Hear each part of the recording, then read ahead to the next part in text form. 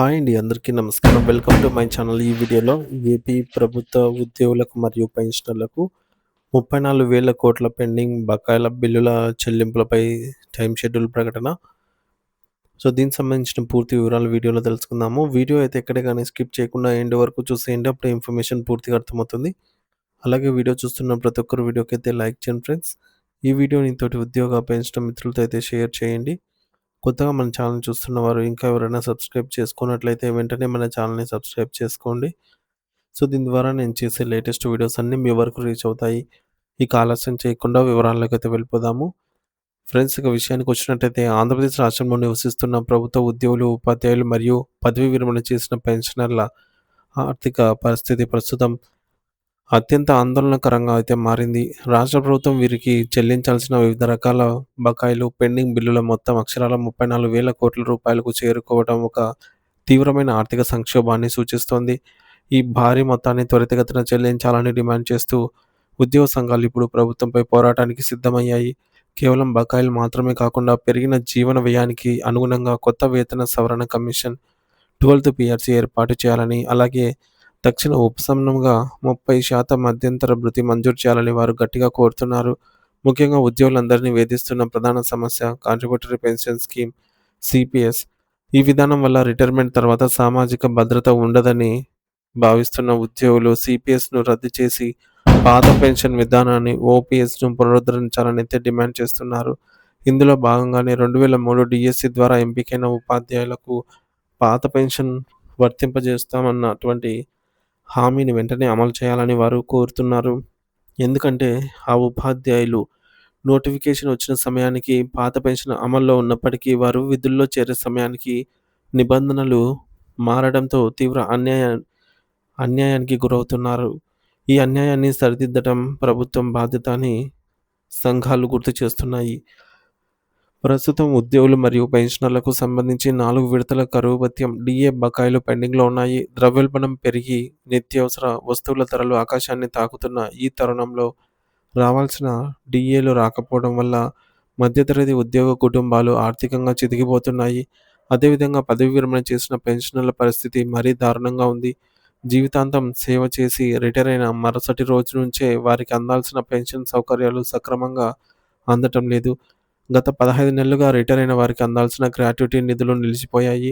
Gratuity అనేది ఒక ఉద్యోగి తన రిటైర్మెంట్ తర్వాత అప్పులు తీర్చుకోవడానికి లేదా పిల్లల పెళ్ళిళ్ళు, ఇంటి నిర్మాణం వంటి అవసరాలకు వాడుకునే పెద్ద మొత్తం. ఇది అందకపోవడం వల్ల పెన్షనర్లు తీవ్ర మానసిక క్షోభకు గురవుతున్నారు. ఇక రాష్ట్ర ఖజానా నుండి రావాల్సిన పెండింగ్ బిల్లుల గణాంకాలను పరిశీలిస్తే ఒక విస్తుపోయే విషయం వెలుగులోకి వస్తుంది. జూన్ 2024 నాటికి ఈ పెండింగ్ బకాయిలు సుమారు 23,000 కోట్ల రూపాయలుగా ఉండేవి. కానీ గడిచిన కొద్ది నెలల్లోనే మొత్తం మరో 4,000 కోట్లు పెరిగింది. ఇప్పుడు 34,000 కోట్లకు చేరింది. అంటే ప్రభుత్వం చేస్తున్న అరాకొర చెల్లింపుల కంటే కొత్తగా పేరుకుపోయిన బకాయిలే వేగంగా ఎక్కువగా ఉంది.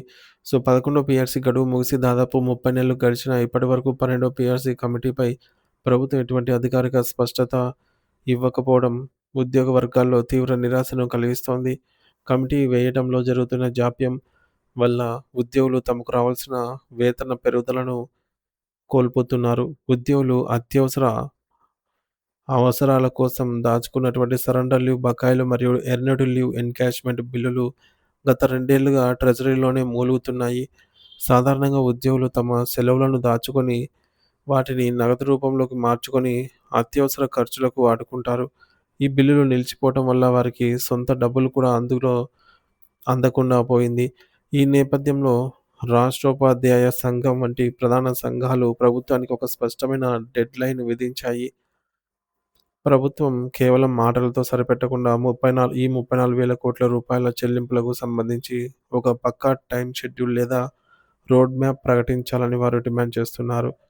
ప్రభుత్వంపై ఒత్తిడి పెంచడానికి ఉద్యోగ సంఘాలు దశల వారీగా ఉద్యమ కార్యాచరణను ప్రకటించాయి. ఇందులో భాగంగా మొదటి దశలో జనవరి 30వ తేదీ రాష్ట్ర వ్యాప్తంగా ఉన్నటువంటి అన్ని మండల కేంద్రాల్లో తహసీల్దార్లకు వినతి పత్రాలు అందజేస్తారు. క్షేత్రస్థాయిలో ఉద్యోగుల సమస్యలను ప్రభుత్వం దృష్టికి తీసుకెళ్లడమే దీని ఉద్దేశ్యం. రెండవ దశలో ఫిబ్రవరి 10వ తేదీన అన్ని జిల్లా కేంద్రాల్లోని కలెక్టరేట్ల ముందు భారీ నిరసన కార్యక్రమాలు నిర్వహిస్తారు. అప్పటికి ప్రభుత్వం స్పందించని పక్షంలో 3 మరియు మూడవ మరియు అత్యంత కీలకమైన దశలో ఫిబ్రవరి 25వ తేదీన చలో విజయవాడ కార్యక్రమాన్ని చేపట్టనున్నారు. వేలాది మంది ఉద్యోగులతో రాజధానిని ముట్టడించి తమ నిరసన గళాన్ని వినిపించాలని సంఘాలైతే నిర్ణయించుకున్నాయి. ఫిబ్రవరి 25వ తేదీని ఉద్యోగ సంఘాలు ఒక గడువుగా నిర్ణయించాయి. ఈలోపు కనీసం ప్రధాన ప్రధానమైన పెండింగ్ బిల్లులకైనా నిధులు విడుదల చేయాలని, లేని పక్షంలో రాష్ట్ర చరిత్రలో నిలిచిపోయే విధంగా అతిపెద్ద నిరసనను ఎదుర్కోవాల్సి ఉంటుందని వారు హెచ్చరిస్తున్నారు. అరాకొర చెల్లింపులు వద్దు, పూర్తి బకాయిల చెల్లింపే మాకు మొద్దు అనే నినాదంతో ఉద్యోగులు ఏకమవుతున్నారు. ప్రభుత్వం ఇప్పటికైనా స్పందించి ఉద్యోగ, ఉపాధ్యాయ మరియు పెన్షనర్ల ఆర్థిక సమస్యల పరిష్కారానికి చొరవ చూపాలని, వారి కష్టార్జితాన్ని వారికి సకాలంలో అందజేయాలని మేధావులు కూడా సూచిస్తున్నారు. ఉద్యోగుల సహకారం ఉంటేనే ప్రభుత్వ పథకాలు ప్రజలకు చేరతాయి. కాబట్టి వారి సంక్షేమాన్ని విస్మరించడం ప్రభుత్వానికే నష్టమని సంఘాలు స్పష్టం చేస్తూ ఉన్నాయి.